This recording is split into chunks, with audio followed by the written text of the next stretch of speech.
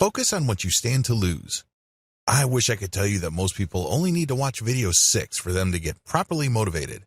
I wish I could tell you that they only needed to focus on this ideal state of their lives for them to get the motivation they need to enter a state of flow consistently. After all, this is what the media tells us. When you look at standard advertising, you are given an alternative view of reality. It's something that you desire. It's something that you hope for. Unfortunately, that's not how it works in reality. It turns out that most people can appreciate the things that they should be doing. Most people won't have a problem when you tell them the kind of life that they should strive for. In fact, they would agree with you. The problem is most people would not lift a finger to achieve that ideal state. They know that these are the things that should happen, but the problem is they're too bogged down by their daily lives. They're too focused on day-to-day survival that they really don't have much time and energy left for the things that they should do. Tony Robbins said that people are focused on what they must do. They tend to ignore the things that they should do. Now, if you were to remind them of the things that they should do, they would tell you that they would agree with you 100%. Who wouldn't? The problem is when it comes to the actual urgency and energy needed to actually get closer to those things, they draw a blank. This is due to the fact that most people are reactive by nature. Believe it or not, most people are motivated primarily by fear or the possibility of loss. You can talk to most people until you're blue in the face about the things that they stand to gain. You can paint all sorts of bright pictures and mental imagery regarding how they stand to win if they just reach out for their dreams. This all sounds awesome. The problem is people are not motivated by proactive promises. Instead, they will only lift a finger to change their situation and alter the course of their lives if they feel that their backs are against the wall. If they feel that they are about to lose or fail, that's when they develop a sense of urgency. This is why it's very important that if you're looking to achieve a constant state of flow through motivation on command, that you also focus on what you stand to lose. Oftentimes, this is all you need to do. Let's face it, if you have a lot of things that you need to get through, it's very easy to think that, I need to get rid of this stuff first before I can start thinking about the things that I should do to take my life to the next level. Well, all those sticky notes in your mind and that to-do list deep down in your heart will never go away. If you get rid of some entries, some newer entries will take their place. This goes on and on and on until people lower your body in a box. If you want to get out of this trap, focus on what you stand to lose. Focus on fear to motivate you. How do you do this?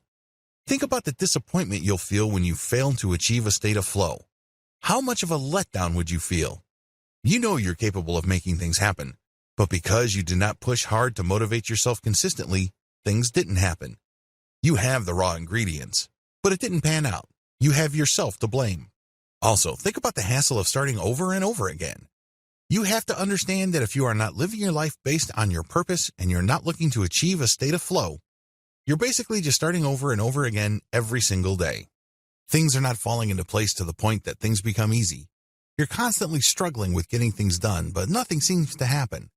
You're always starting from square one. Similarly, think about how pointless it is to wander around aimlessly. That's really what you're doing if you lose focus. If you're not motivated by a sense of purpose and your ability to trigger your state of flow is random, you're just going around in circles. Finally, think about the regret. Think of yourself as 70 years old or 80 years old and you're thinking back on your life. Did you overcome your fears? Did you refuse to take no for an answer? Did you push back against the challenges that life sent your way? There's a sense of regret when the only thing you can focus on is your appearance and other worthless, shallow, and temporary concerns. The flesh breaks apart with time. What cannot be taken away from you is your sense of purpose. If all of the above fails, feel free to slap yourself around mentally. Ask yourself, I need to wake up. What am I afraid of? Why am I not achieving big things in my life? Why am I not tackling big issues in my life? Am I really pushing my life to the next level?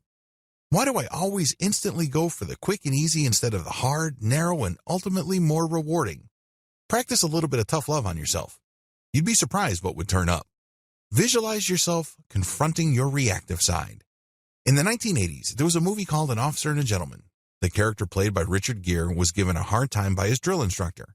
This drill instructor insulted him, shouted at him, and was constantly telling him, quit, you're not fit for this, you don't belong here, quit. In one of the most iconic parts of that movie, Richard Gere turned to his drill instructor with tears in his eyes saying, I have nowhere else to go. I want you to visualize yourself being a drill sergeant to yourself. Stare yourself in the eyes and tell yourself, what are you doing? Why are you wasting your time? Why did you quit? Why have you settled for the crumbs in life when there are big summits that you could scale? Allow yourself to give yourself a hard time emotionally. This is going to be very hard because, let's face it, we all have an ego. One key part of our ego is self-protection. We don't like to get hurt. We don't like to be made to feel that we're nothing. However, oftentimes that's exactly what we need to feel to break us out of the routine because we are performing way below our potential. If you cannot get motivated consistently and on command, break yourself out of that routine by visualizing yourself as a drill sergeant staring down and telling yourself, what are you going to do? Why have you settled for this? You're capable of so much more. Why did you stick to this pattern? Every single day that passes is a wasted opportunity.